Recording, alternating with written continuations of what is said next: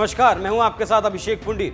भारत के विदेश मंत्री एस जयशंकर का भौकाल पूरी दुनिया में बुलंद रहता है। वो डंके की चोट पर जवाब देने में विश्वास रखते हैं।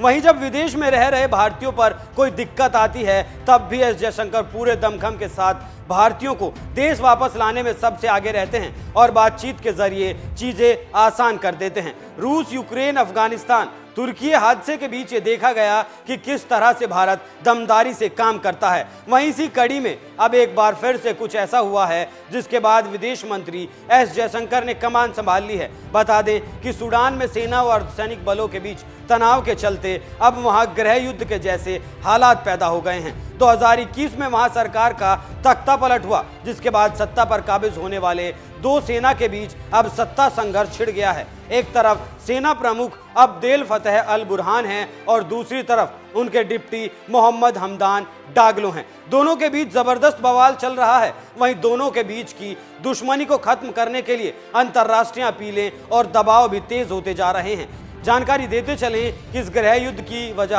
अराजकता, मौत और गरीबी। फिलहाल वहां दुनिया के कई देशों के लोग फंसे हुए हैं। इसी बीच भारतीय नागरिकों की सुरक्षा और हिफाजत के लिए भारत सरकार ने बड़ा कदम उठाया है और अलग अलग देशों के साथ कॉन्ट्रैक्ट भी किया है। खबरों के मुताबिक भारत ने अमेरिका, ब्रिटेन, सऊदी अरब और यूएई जैसे 4 देशों से बात की है। वहीं विदेश मंत्री एस जयशंकर ने सऊदी अरब और संयुक्त अरब अमीरात के विदेश मंत्रियों से विशेष बातचीत फोन पर की है और भारतीय नागरिकों को लेकर गहन विचार विमर्श भी हुआ।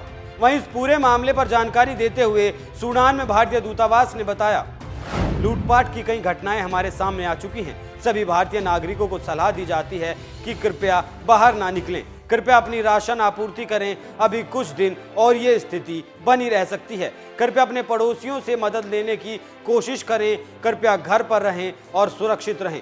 गोलाबारी और झड़पों को देखते हुए सभी भारतीयों को सलाह दी जाती है कि वो अत्यधिक सावधानी बरतें, घर के अंदर रहें और तत्काल प्रभाव से बाहर निकलना बंद करें। कृपया शांत रहें और अगली अपडेट की प्रतीक्षा करें।